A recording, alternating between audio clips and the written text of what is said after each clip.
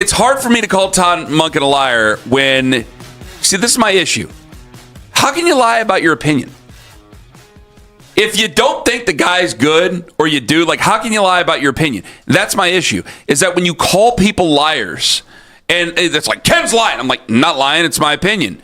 Well, this is a lie, that's a lie. When everything's been a lie over the last year when it comes to Browns quarterbacks, they can't all be lying. Now, the Cleveland Browns quarterback battle may have just taken its biggest turn yet, and fans are asking one question. Has the coaching staff already made up its mind? For months, Browns fans have been told that this quarterback competition would be open. Every rep, every practice, every throw was supposed to matter. But now, after recent developments in training camp, many are wondering whether the competition was ever truly as open as advertised. The controversy started when reports surfaced that the quarterback rotation wasn't exactly matching what many people expected. Coaches had publicly discussed giving opportunities to multiple quarterbacks, but the distribution of first-team reps painted a different picture. That immediately sparked debate among fans and media members. Maybe he did have plans. I don't know. I'll give him the right to defend himself or explain himself later on today. Do I feel lied to? I don't know. He's a head football coach in the NFL. I'm sure there's been plenty of times I've been lied. We've all been lied to many, many times over. How do I just say, you're a liar, you're a liar, you're a liar, when I don't know the full context of everything just yet? Do I? I don't think I do. He said he would get the reps. He didn't. Was there a reason behind that? I'm not sure. I'd like to find out from Todd later on today. I don't think anybody disputed the truth of it until Mary Kay's report came out that I'd like to know about that. Actually knew about 45 minutes before Todd said that to the crowd. Yes. Now he reserves the right to be able to change whatever he wants. We all understand that, right? Right? We all agree? But that would take a time machine. Can I ask you a question? Weird question here. Who's the quarterback's coach? Is it Mike Bajakian? Yeah. All right. Just making sure. Bajakian. Yeah. So is there a chance he told someone, I'm guessing QB code, but whatever. Is there a chance he told someone on the staff? And someone on the staff told him that told Deshaun Watson that he's going to be getting all the first team reps? Some people quickly accused the coaching staff of misleading everyone. Others argued that's not necessarily fair. After all, football coaches change plans constantly. What a coach believes on Monday may be completely different by Friday after seeing new information. And that's really the heart of the discussion. Is Todd Monken lying? Or is he simply adjusting based on what he's seeing on the field? The reality is that opinions aren't lies. Coaches make evaluations every single day. If a quarterback performs better than expected, the plan changes. If someone struggles, the plan changes again. That's the nature of NFL competition. Still, it's understandable why some fans feel frustrated. The assembled media was told one thing. Then later, evidence suggested something different may have been happening behind the scenes. Whether that's deception or simply changing circumstances depends on your perspective. Or was he thinking about getting all the first team reps? The more I say, the more I'm like, oh, you're giving them outs. Don't be giving them outs. I want to know the absolute truth, but we won't. Yeah, at the end, I don't know that it matters if you believe him or not. Yeah.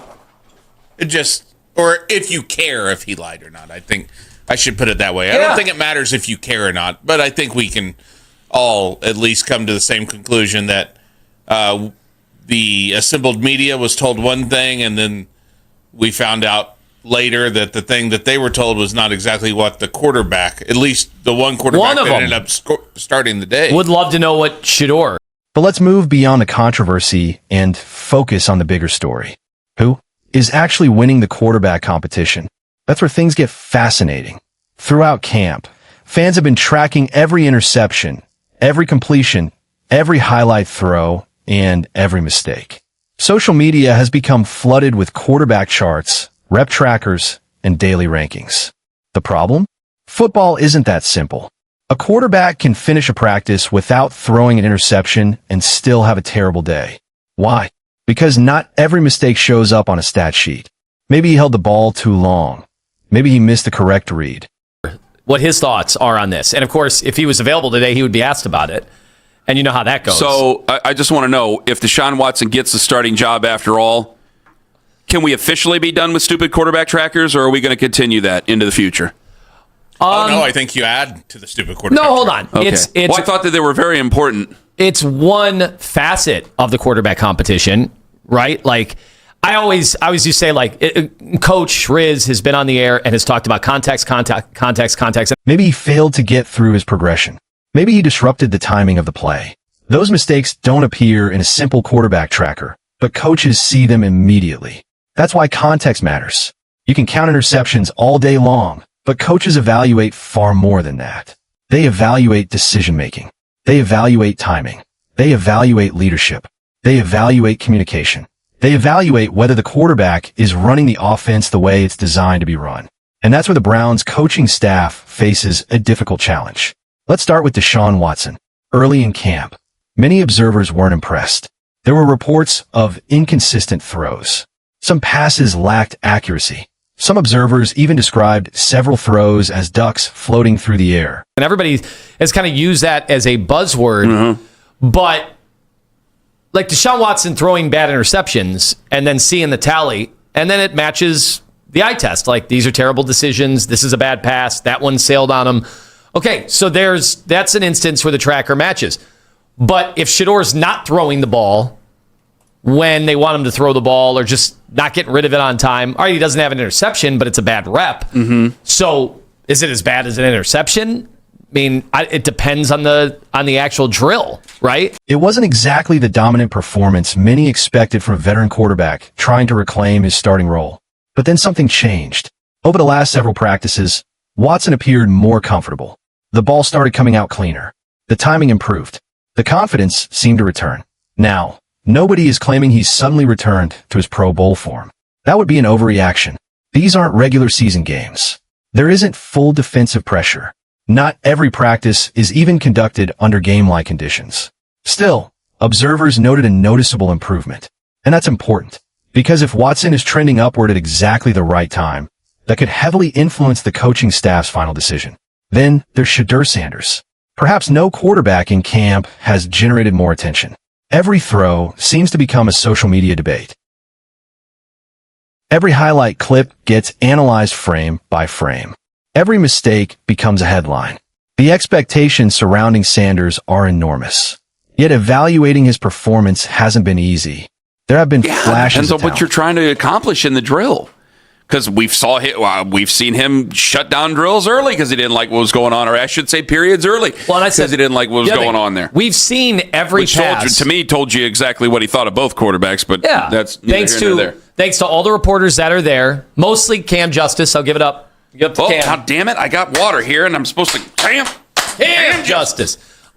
She has shown every throw by every quarterback, and some people are not going to like this. Moments where the arm strength and playmaking ability jump off the screen. But there have also been questions. Questions about timing. Questions about release speed. Questions about consistency. Some observers have even noted that his spiral doesn't look quite as sharp as it did previously. Whether that's mechanical, temporary, or simply a result of camp conditions remains unclear. But it's become part of the conversation. And because Sanders attracts so much attention, every detail gets magnified. That's the challenge young quarterbacks face. A veteran can have a bad practice and nobody panics. A young quarterback has one rough session and suddenly everyone is questioning his future. The reality probably lies somewhere in the middle. He's developing, he's learning, and he's competing. But whether he's ready to lead an NFL offense right now is a completely different question. Then we arrive at perhaps the most surprising name in the competition. Dillon Gabriel. Gabriel may not generate the same headlines as Watson or Sanders, but he has quietly earned attention from coaches and observers alike. One interesting observation repeatedly surfaced during camp. Gabriel throws a beautiful football, consistent spiral, clean mechanics, quick release. Now, that doesn't automatically make him the best quarterback in camp. Accuracy, decision-making, and processing speed still matter tremendously. But when coaches evaluate quarterbacks, mechanics absolutely count. And Gabriel appears to possess some qualities that coaches appreciate. Even more importantly, reports suggest he communicates effectively. That may sound boring compared to highlight throws. But NFL coaches love quarterbacks who can efficiently run an offense. Getting players lined up correctly, communicating assignments, managing the huddle, delivering information clearly. Those details often determine whether a drive succeeds or fails, especially on a young team. Think about the Browns situation. New offensive pieces, new offensive linemen, new system elements being installed. In that environment, quarterback communication becomes critical. Sometimes the quarterback who can organize the offense best provides more value than the quarterback with the strongest arm. That's why Gabriel continues to remain part of the discussion. Now let's return to Todd Monken's perspective. Months ago, there was a belief that the Browns wanted a starting quarterback identified before training camp reached this stage. That makes sense. Every coach wants clarity. Every coach wants leadership. Every coach wants the team rallying around one primary quarterback. The longer a competition continues, the harder it becomes to establish continuity. Receivers need timing. Offensive linemen need communication. The entire offense benefits from stability. So if the Browns still haven't fully settled the position, that tells us something important. It suggests nobody completely sees the job. If one quarterback had overwhelmingly outperformed everyone else throughout the offseason, the decision would probably already be made. Instead, the competition has lingered. That indicates uncertainty. And uncertainty creates opportunity. Opportunity for Watson. Opportunity for Sanders. Opportunity for Gabriel. Opportunity for anyone willing to take control of the situation. Now the Browns enter the most important phase. Preseason games. This is where evaluations become real.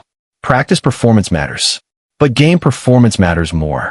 Coaches want to see how quarterbacks respond when the lights come on. How do they react under pressure?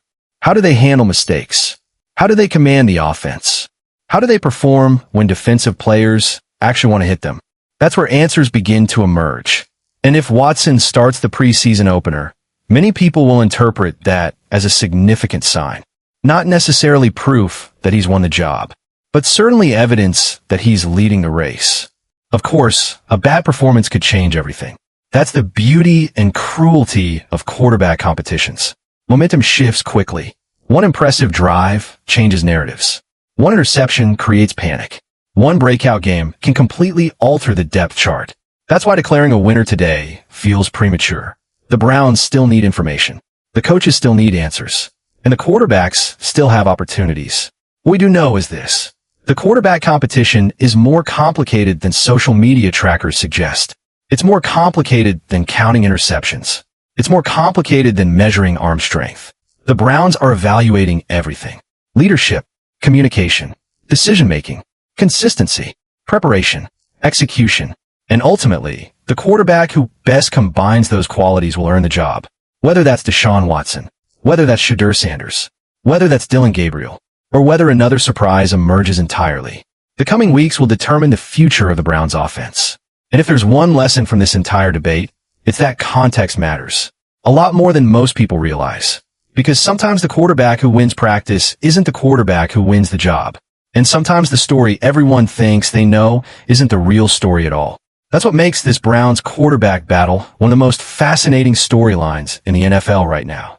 And the biggest chapter may still be ahead.